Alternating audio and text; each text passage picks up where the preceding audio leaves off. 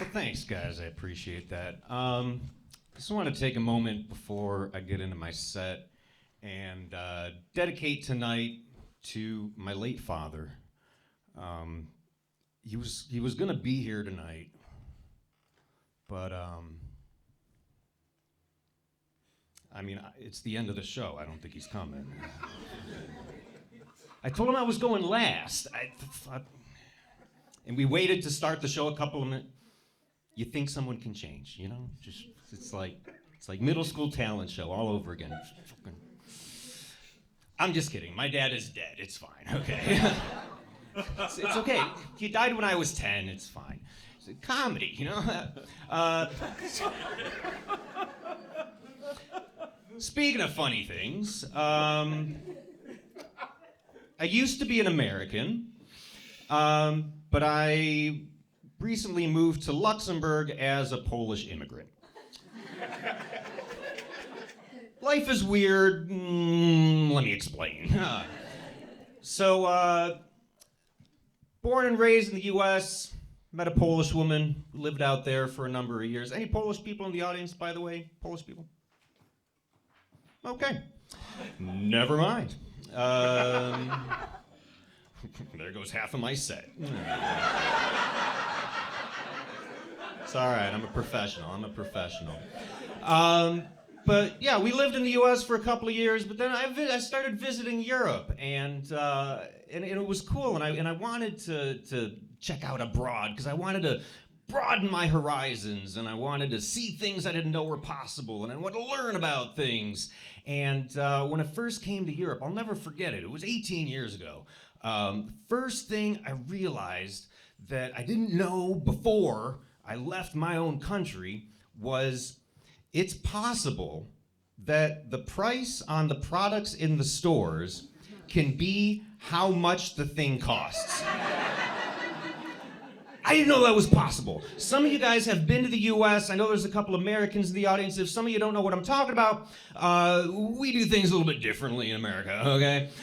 There's the price on the products when you go into the store, but that's not how much it costs, okay? That's just the price. Because no one realized that you could add the sales tax ahead of time before you get to the cash register. So every time you go to buy something in the U.S., it's kind of like a game show, right? You're like, oh, this is $18.99. I have $20 in my pocket. Can I afford it? No. Because sales tax is like 6.23% or 7.89%, something with a decimal point and a fraction, and they're like, ladies and gentlemen, American public schools are severely underfunded, okay? Math is hard. When Americans try to do fractions and decimals in our brains, we get like the ice cream headache and it freezes up and we're like, I don't know, just put it on the credit card. I don't know. Maybe I'll earn some airline miles. I have a coupon. Am I winning now? But that was normal for me. That's how things worked. But then I came to Europe, and I went into a European store, and I found a thing I wanted to buy, and on it said €2. So I took it up to the cash register, and the lady behind the cash register asked me for €2. And I said, yeah, that's the price, but how much does it cost?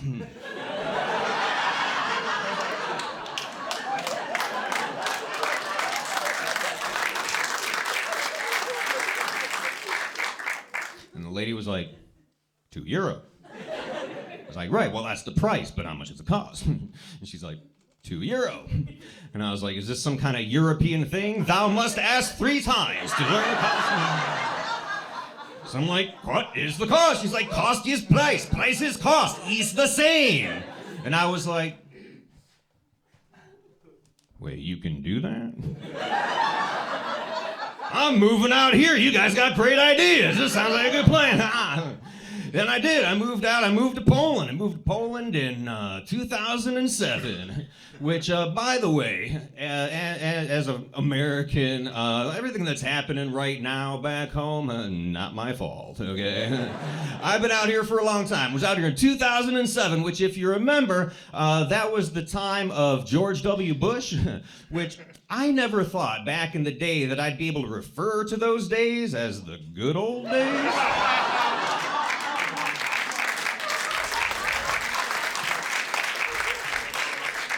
You know, simpler time of missing WMDs and waterboarding. We were so innocent back then. But really, like, I would trade what's going on right now for some post 9/11 trauma and terror, okay? I would totally trade. It's no big deal. Yeah.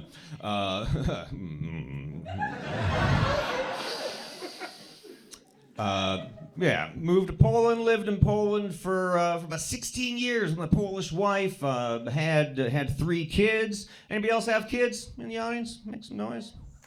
Yeah? All right, really enthusiastic parents. If anybody you are trying, that's what you can expect. Okay. And by the way, as a father of 3 children, if you are planning on having kids, or if you've decided just, you know what, don't want any, let me impart some wisdom on to you guys. Marijuana is not an effective form of birth control, okay? Because you may hear, oh man, you smoke weed all the time, it's gonna lower your sperm count. Which I heard that all the time, and I was like, that's what I'm counting on. I'm a poor, starving artist, I'm broke, I can't afford condoms. So when a girl would be like, time to put the condom on, I'd be like, don't need it. My sperm's super high, look, they're coming out my belly button. They're in my balls watching TV. I don't know why I have to put out the mime cigarette there. It's part of the act, ladies and gentlemen. But yeah, high all the time, 3 kids, so not true. But long time in Poland, Polish wife, and then things took a turn for the worst, and I got divorced. I am a divorced man. Any other divorced people in the audience, make some noise? I'm really glad I could do some relatable humor for you guys here tonight.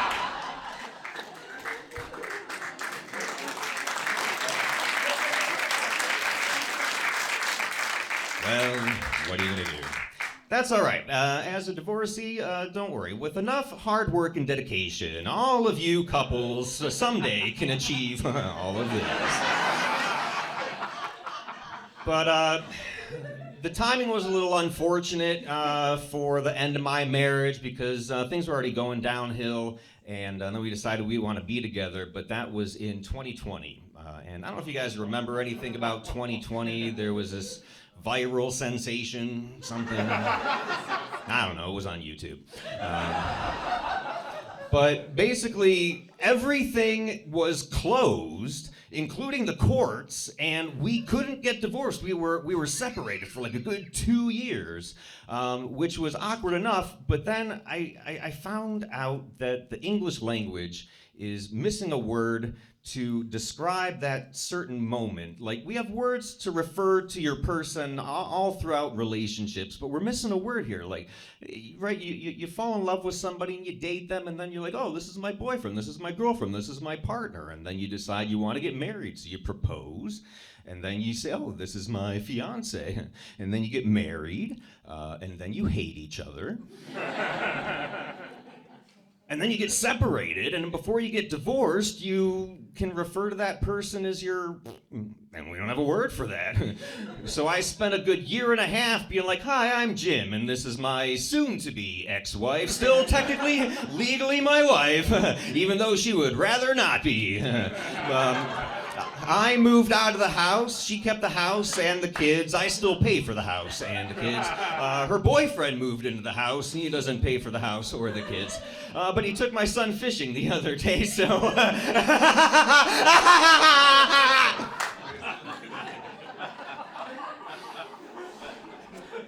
It's not very succinct, right? It doesn't roll off the tongue, so... I figured I had a lot of time on my hands during the pandemic, so I thought a lot about it, and I came up with a solution. I figure if you're going into the marriage and they're your fiance, getting out of the marriage, they're your fiancé, let's say. Or if your marriage ends like mine did, you're fuck-off-say. How about that? That's fun at the parent-teacher conference. I'm Jim, this is Anna, my fuck-off-say. Just trying to keep it civil. So yeah, I'm divorced and but I'm not dating. I'm not dating, which I know, ladies in the audience. No, shut The middle-aged comedian with no financial stability isn't putting himself out there. I thought tonight was the night. But it basically comes down to one thing, and no offense, but I can't handle another girl in my life with daddy issues. I already got 2 girls in my life with daddy issues. They're my teenage daughters. The issue is, I'm their daddy, okay? You see this here, right here? This is the issue, okay? It's important for them that you know that I know that we had this conversation so that they can heal from that. Plus, I can't ethically go out and try to get laid when I'm trying so aggressively to stop 2 people from having sex till they're 30. It's okay, you can laugh at that. I told that joke to my 17-year-old and she was like, till I'm 30. Don't worry, I'm using protection.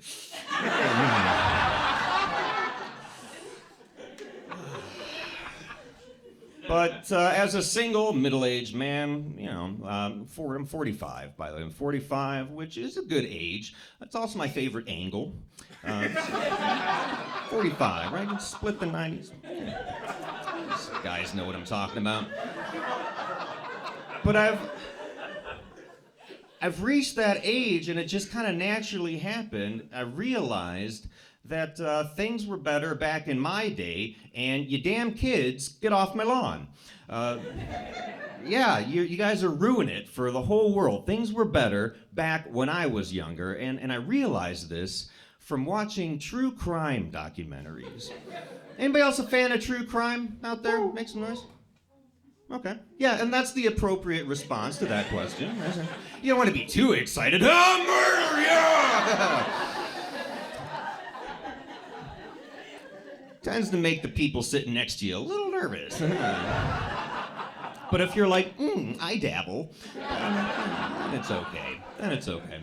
But I love true crime documentaries, and I have seen every single documentary about the great American serial killers of my day. The ones we all know and love, you know, the ones with real creative vision and perseverance and just year-long careers, just the greats, right? Like your Jeffrey Dahmers, right? You guys even know them here in Europe, or your John Wayne Gacy's, or your Ted Bundys, the great American serial killers of my day. But then I look at America now, and you damn kids, we don't have serial killers anymore because you damn kids and your mass shootings, okay? It's quantity over quality with your ADHD and your instant gratification is just, you know, and everything's automatic. There's no, where's the human touch anymore? Huh? Where's the human, just, you know, it's good. Who's gonna clean that up? Fucking kids, lazy. Just, I remember a time, ladies and gentlemen, when if you wanted to become a mass murderer, you'd kill a guy, and then you'd fucking wait a while. You know, you'd savor it like a good glass of wine, like, yeah. Of course, put the body in the freezer because we clean up after ourselves, kids, all right? Plus, we knew the value of a good brain. That's important right there, right? And when the freezer filled up, we'd take the bodies into the basement and we'd dig a hole and put the bodies in there and then pour concrete on top. Why? Because we knew how to work with our hands. That's right, kids. It's called manual labor. Look it up. I don't know. I blame the schools. All right. That's been my time. You guys have been great. I've been Jim Williams. Thank you so much. Good night.